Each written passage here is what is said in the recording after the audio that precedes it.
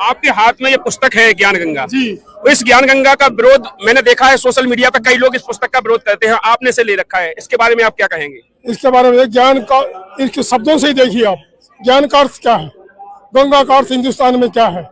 विरोध करना बेकार की बात है, सिर्फ समझ अपनी अपनी है। लोग कहते हैं कि इसके अंदर देवी देवताओं की बुराई लिखी हुई है। बुराई नहीं होती है, बुराई संत रामपाल जी नहीं करते, वे सिर्फ उनकी त्रुटि को बताते हैं कि इसमें क्या त्रुटि है। इसमें बताया गया है कि देवी देवता छोटे हैं, संत रामपाल जी महाराज जी और कबीर बड़ा है, ये बताया गया। हाँ, कबीर भी तो देवी देवता है, तो कबीर छोटा कैसे हो सकता है, आप बताइए। लोगों का कहना है कबीर तो एक धानक था, जुलाहा था, जो एक ब्राह्मणी के पैदा हुआ था। ये जाति पात तो एक वैसे बनाई हुई है, जाति तो एक ज्ञान की है, कर्म की है, और जाति को जन्म से नहीं होती। हिंदुस्तान में 4 वर्ण है, कर्म के आधार पर है। तो कबीर जी महाराज सर्वशक्ति हुई है, उन्होंने अपने ज्ञान के आधार पर अपनी स्थापना करी। आपने कहा है कि जो 4 वर्ण बनाए गए, लेकिन इन वर्णों में भी बताया जाता है कि सबसे बड़ा ब्राह्मण वर्ग है। लोग कहते हैं ब्राह्मण ही पूजनीय है, बाकी तो जो शूद्र है ये सब अछूत है, कई प्रकार के बताते हैं संत लोग।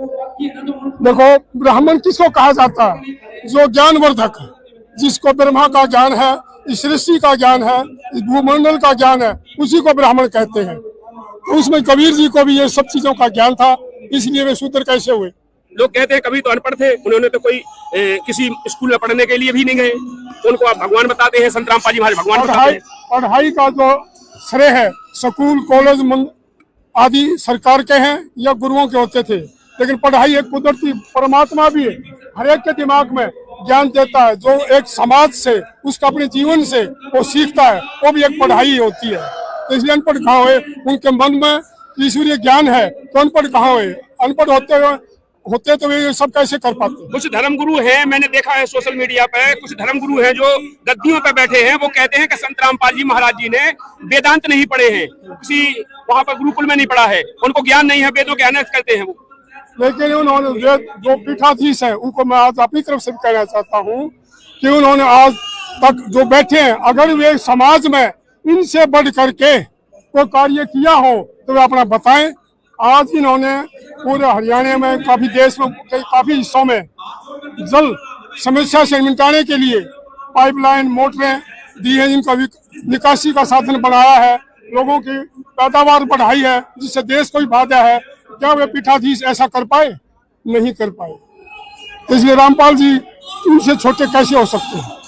जैसे क्या लोगों का ये भी सवाल आपने कहा, तो लोगों का ये भी सवाल है कि जो इस समय पर जो लोगों में केवल 2-4 गाड़ी पहुंचा करके वीडियो बना करके वायरल करके संत रामपाल जी महाराज का दिखावा कर रहे हैं, और ऐसा कुछ नहीं है। कई लोगों का कहना है, सोशल मीडिया पे आते हैं कई लोग, सोशल मीडिया पर कहना, हर कोई जो सोशल मीडिया वाले भाई सब जगह वीडियो बनाते हैं, सभी का बनाते हैं, वे अपने तरफ से हर एक कोई प्रसार करता है, किए हुए को कौन नकारता है? अगर किसी भाई ने किया है किसी का वीडियो, वो भी सराहनीय है, और रामपाल जी ने जो किया है, इनका वीडियो वायरल करता है, वो भी सराहनीय है।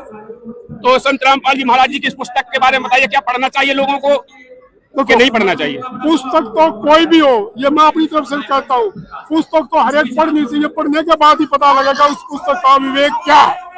क्योंकि कई धर्मगुरु कहते हैं कि इस पुस्तक को तो पढ़ना नहीं चाहिए। मैंने देखा है सोशल मीडिया पर, देवकीनंदन ठाकुर ने तो ये कहा था कि मैं इस पुस्तक का नाम नहीं लेना चाहता हूँ, वो इस पुस्तक को समाज को बिगाड़ने वाली पुस्तक है, कोई ना पढ़े। इसको पढ़ा ही नहीं तो उसको कैसे पता लग गया कि ये खराब है या अच्छी है? उसका सोर्स बताएं। अगर दूसरे से सुनी सुनाई बात हो तो दूसरे की बात होगी, उसकी अपनी क्या बात हुई?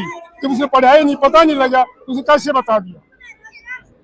दूसरों की बताई हुई बात तो दूसरों की होती है भैया, उसमें दूसरे में हम भी आगे, आप सब आगे। चलिए, आज का ये समागम है जो आपने यहाँ पर देखा है, संत रामपाल जी महाराज जी को सम्मान किया जा रहा है संत गरीबदास जी महाराज जी के गरिमा के तहत। इसके बारे में आपकी क्या राय है? क्या गांव वाले कर रहे हैं? क्योंकि लोग कहते हैं कि संत रामपाल जी महाराज अपनी तरफ से ही ये सब रच रहे हैं, कोई गाँव वाले नहीं करते हैं। अगर गाँव वाले नहीं करते सम्मान, तो यहाँ कैसे आते थे? यहाँ जो आए हुए हैं वे सम्मान करने के लिए तो आए हुए हैं, वे गाँव से ही आए हुए हैं, तो गाँव की तरफ से ही सम्मान हुआ, और किसकी तरफ से हुआ? कहते हैं लोगों का सवाल है कि पैसे दे करके भीड़ इकट्ठी करते हैं, इस पे आपकी क्या राय है? क्या भाई साहब हम भी आए हैं, हमने तो कोई पैसा बांटता देखा ना को देखा, और किसी भाई देखा तो उसका प्रमाण दे। तो हमारे चैनल के माध्यम से लोगों को आप क्या मार्गदर्शन करना चाहते हो संत रामपाल जी महाराज जी के? हम सभी के चैनल से यही कहना चाहते हैं, जो पब्लिक की, समाज की, देश की सेवा करता है, हर एक जीव के बारे में सेवा करता है, उसका मान सम्मान हमेशा होना चाहिए। इसलिए सब आप लोग संत रामपाल जी महाराज जी को किस नजरिए से देखते हैं? भाई हम किस नजरिए जो अच्छा काम करने वाला है, हम महाराज रामपाल जी को भी उसी दृष्टि से देखते हैं, जो सबको अच्छा काम करने वाला देखते हैं, उसी दृष्टि से इनको देखते हैं। खाना पूछो बेटी कोई भी जो बाकी धर्मगुरु है जो मदद करते हैं, लेकिन कहीं ना कहीं उनके जो अन्यायी होते हैं हम उनसे जज कर सकते हैं कि उनके आचरण कैसे हैं। इतनी संगत, इतनी भीड़ आपने देखी, जनता का जो हुजूम देखा, इनका व्यवहार, डिसिप्लिन और किस तरह की इनकी क्रियाकलाप देखने को मिली। और श्री रामपाल जी की व्यवस्था के अनुसार इनसे बेहतर और व्यवस्था किसी मठधारी के पास नहीं है। मैंने कईयों के पास जाके देखा है, इतनी शांति प्रिय सम्मानित सभा और कोई नहीं कर पाता। यहाँ हर चीज की व्यवस्था बिल्कुल शांतिपूर्ण का और अलग अलग है, जिसमें कोई तकलीफ आने वाले को किसी प्रकार की कोई तकलीफ नहीं होती है, ना धक्का मुक्की होती, ना कुछ नहीं होता। आज हमारे चैनल ने झज्जर जो हरियाणा पुलिस प्रशासन है उससे भी बातचीत करी थी, उन्होंने भी ऐसी व्यवस्था कहीं नहीं देखी, नहीं इतना अपना बहुत ज्यादा मेहनत नहीं लगानी पड़ी कि वॉलंटियर संभाल लेते हैं। तो जब पुलिस और प्रशासन आमजन साथ चलेंगे तो हम लोगों को भी साथ देना चाहिए सबका, और संस्थाओं को भी आगे आना चाहिए।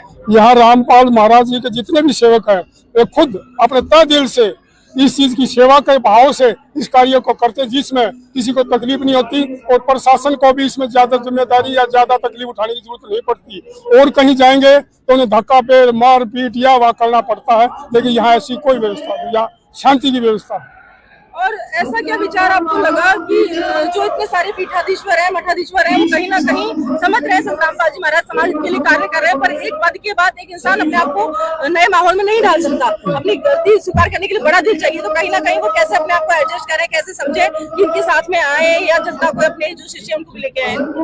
संत रामपाल महाराज जी ने गरीबदास जी की जो शांति प्रिय थे, उनका रास्ता अपना करके शांति के मार्ग पर के चल करके ये सब काम कर रहे हैं। और मठाधीश जो है अपने गुरुओं की बताई हुई बात से अलग नहीं कर पाते, ये उनकी विवेकता में बाधा है, जबकि ये खुल करके हर चीज का सामना करते हैं। जी बहुत बहुत धन्यवाद हमारे साथ जुड़ने के लिए। हाँ जी, बहुत धन्यवाद हमारे साथ जुड़ने। नमस्कार। सबका नमस्कार, सबको धन्यवाद भाई। हम भी चाहते महाराज संत रामपाल गुरु के तरफ से सब उनको आशीर्वाद हो, सबका भला हो और सब खुशी से रहे। जी आप तो सभी भक्त भाई बहनों से निवेदन है, इस वीडियो को इतना फैलाओ कि सभी जगत भाई बहनों तक पहुंच जाए तथा उनको भी पता चले कि संत रामपाल जी महाराज जी क्या ज्ञान देते हैं और उससे लोगों को क्या लाभ प्राप्त हो रहे हैं। हमें फॉलो जरूर कीजिए और अपनी राय कमेंट में बताएं ताकि ऐसी वीडियो सभी तक पहुंच जाए। सत साहिब जय हो, बंदी छोड़ की।